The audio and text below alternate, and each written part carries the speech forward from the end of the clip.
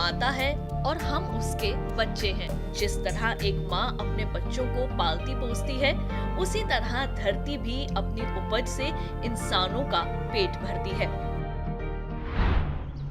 अगर आपको एकदम शुद्ध फसलें उगानी है तो प्राकृतिक खेती अपनानी होगी। प्राकृतिक खेती देसी गाय पर आधारित कृषि पद्धति है जो मुख्य रूप से मिट्टी के स्वास्थ्य पर जोर देती है। मिट्टी जितनी स्वस्थ होगी, फसल भी उतनी ही बेहतर होगी। दरअसल मिट्टी में पौधों के विकास के लिए 16 तरह के पोषक तत्व होते हैं। देसी गाय के गोबर में ये सभी तत्व मौजूद हैं। और कमाल की बात यह है कि एक अकेली गाय 30 एकड़ जमीन पर खेती के लिए काफी है। देसी गाय के गोबर और मूत्र की गंध केंचुओं की संख्या बढ़ाने में भी मददगार है। हम सभी जानते हैं कि केंचुए किसानों के मित्र माने जाते हैं। आपको बता दें कि प्राकृतिक खेती के लिए गहरी जुताई की जरूरत नहीं होती। इसमें सिंचाई पौधों से कुछ दूर पर की जाती है, जिसमें सिर्फ 10% ही पानी लगता है। दूर से पानी देने के कारण जड़ों की लंबाई बढ़ती है, जिससे तनों की मोटाई और पौधों की लंबाई में भी इजाफा होता है। साथ ही प्राकृतिक खेती भूमिगत जल को बढ़ाने में भी है सहायक। प्राकृतिक खेती में पौधों की दिशा उत्तर दक्षिण होती है। ऐसा करने से पौधों को सूरज की ऊर्जा और रोशनी ज्यादा समय तक मिल जाती है।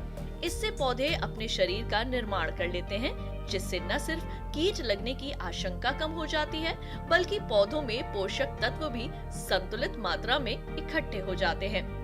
प्राकृतिक खेती में मुख्य फसल के साथ सहयोगी फसलों को भी उगा सकते हैं।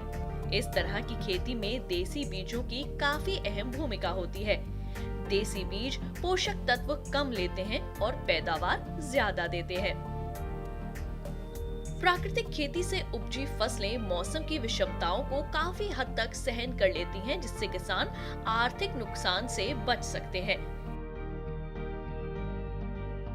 खेती के लिए खाद और कीटनाशक की जरूरत होती है। प्राकृतिक खेती में ये दोनों चीजें प्राकृतिक तरीके से ही बनाई जाती हैं, और वो भी घर पर मौजूद सामग्री से। खाद दो तरह से बन सकती है। पहला तरीका ये है, एक देसी गाय का 24 घंटे का गोबर करीब 10 किलो 24 घंटे में ही इकट्ठा किया, 8 से 10 लीटर मूत्र, 1.5-2 किलो गुड़, दाल का बेसन, पेड़ के नीचे से मुट्ठी भर मिट्टी।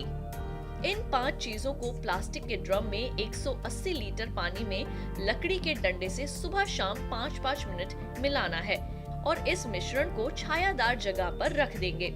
4 से 6 दिन में ये खाद तैयार हो जाएगी, जो 1 एकड़ के लिए पर्याप्त है। इस तरह अगले 30 दिनों में 30 एकड़ खाद आपके पास होगी।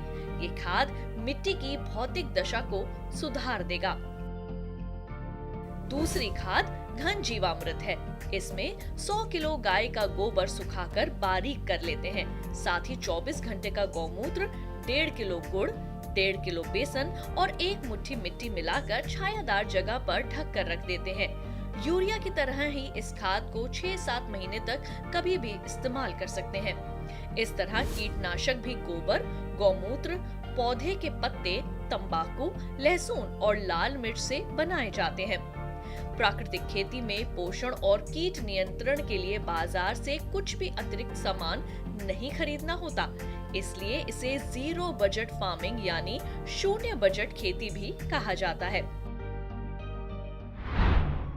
सरकार ने परंपरागत कृषि विकास योजना में ही भारतीय प्राकृतिक कृषि पद्धति के नाम से एक उपयोजना तैयार की है। इसके अंतर्गत किसान को 3 साल के लिए प्रति हेक्टेयर 12,200 रुपए की आर्थिक सहायता दी जाती है। इस उपयोजना में अब तक 4,09,400 हेक्टेयर क्षेत्र कवर हो चुका है और 8 राज्यों के लिए 4,981 लाख रुपए जारी किए जा चुके हैं। पद्मश्री सुभाष पालेकर ने प्राकृतिक खेती के क्षेत्र में सराहनीय काम किए हैं। वैसे बिना रसायनों वाली खेती भारत के लिए कोई नया विचार नहीं है। हमारे किसान हजारों साल से इसी तरह खेती करते आ रहे हैं। रसायनों का उपयोग हरित क्रांति के दौरान शुरू हुआ।